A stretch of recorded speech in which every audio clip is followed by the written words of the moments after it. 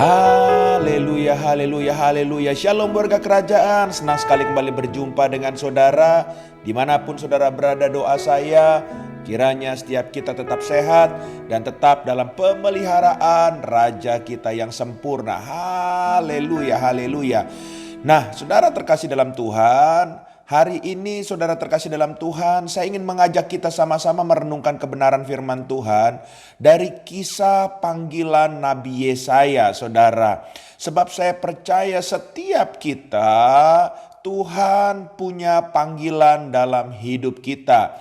Tapi saudara terkasih dalam Tuhan, tentunya untuk masuk ke dalam panggilan Tuhan, kita harus melewati sebuah proses yang namanya proses kehidupan itu sendiri. Dan saya percaya waktu kita melewatinya dengan baik dan bersama dengan Raja kita, ada waktunya Tuhan akan memanggil kita dan kita harus meresponinya dengan baik. Haleluya, haleluya. Nah, oleh sebab itu saudara terkasih dalam Tuhan, mari kita merenungkan firman Tuhan. Apa sih sebetulnya yang menjadi proses panggilan dalam hidup kita ini, seperti Yesaya kah? Oleh sebab itu kita belajar dari Nabi Yesaya. Mari kita lihat sama-sama. Yesaya pasal yang ke-6 ayat yang ke-5 dikatakan, "Lalu kataku, celakalah aku binasa, sebab aku ini seorang yang najis bibir, dan aku tinggal di tengah-tengah bangsa yang najis bibir. Namun mataku telah melihat Sang Raja, yakni Tuhan semesta alam." Kita lompat. Yesaya pasal 6 ayat yang ke-8 dikatakan, "Lalu aku mendengar suara Tuhan berkata, siapakah yang akan kuutus dan siapakah yang mau pergi untuk aku? Maka sahutku, ini aku, utuslah aku." Haleluya, haleluya.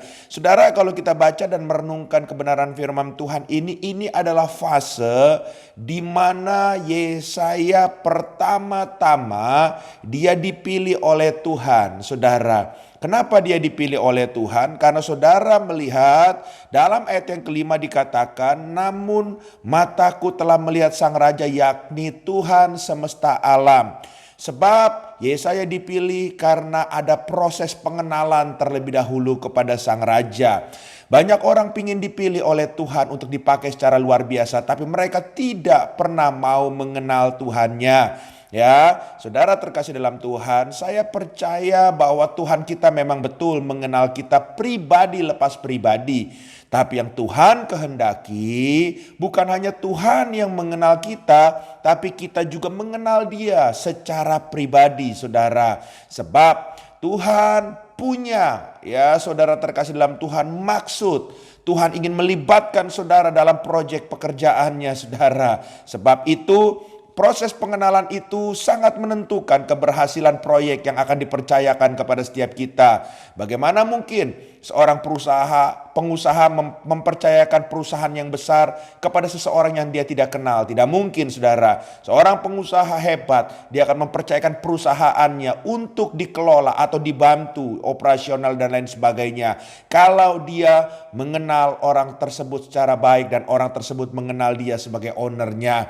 Dan saya percaya dalam kerajaan Tuhan pun seperti itu. Harus ada proses pengenalan. Oleh sebab itu saudara, masuklah untuk dipilih oleh Sang Raja dengan saudara terus mau mengenal Dia seperti Dia sudah mengenal saudara. Haleluya, haleluya. Dan hal yang kedua, kalau kita belajar di ayat yang ke-8 dikatakan, "Lalu aku mendengar suara Tuhan berkata, siapakah yang akan kuutus dan siapakah yang mau pergi untuk aku? Maka sahutku, ini aku, utuslah aku." Saudara, bukan sebuah kebetulan dikatakan lalu aku mendengar suara Tuhan. Sebab saya percaya suara Tuhan itu ingin memancing kerinduan Yesaya. Apakah betul dia menyadari bahwa dia adalah orang yang telah dipilih, dan bukan hanya dipilih tapi dia dipanggil untuk melayani Sang Raja, saudara.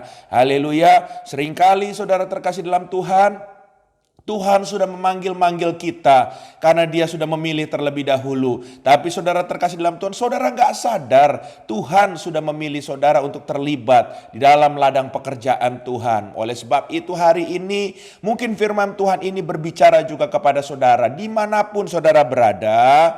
kalau Tuhan memakai siapapun, baik otoritas atau siapapun untuk saudara, untuk dipakai oleh Tuhan, jangan keraskan hati saudara, terimalah panggilan Tuhan.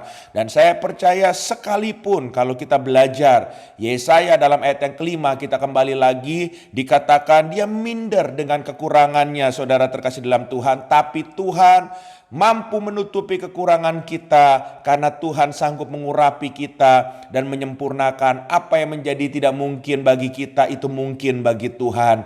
Oleh sebab itu, buang rasa minder kita, pulihkan gambar diri saudara bahwa saudara berharga di mata Tuhan, saudara berarti di mata Tuhan, saudara biji mata Tuhan, maka saudara mau berani berkata, "Ya Tuhan, aku siap menerima panggilan Tuhan." Haleluya, haleluya. Nah, saudara, apakah setelah itu cuman selesai sampai di sini? Kita dipilih lalu dipanggil, selesai sampai di sini? Oh, ternyata tidak, saudara. Karena kalau kita melihat ayat yang ke-8, di sini dikatakan, siapakah yang akan kuutus? Haleluya. Sebab saya percaya proses pemilihan itu, ya saudara terkasih dalam Tuhan, untuk menentukan kelas kita di hadapan Tuhan.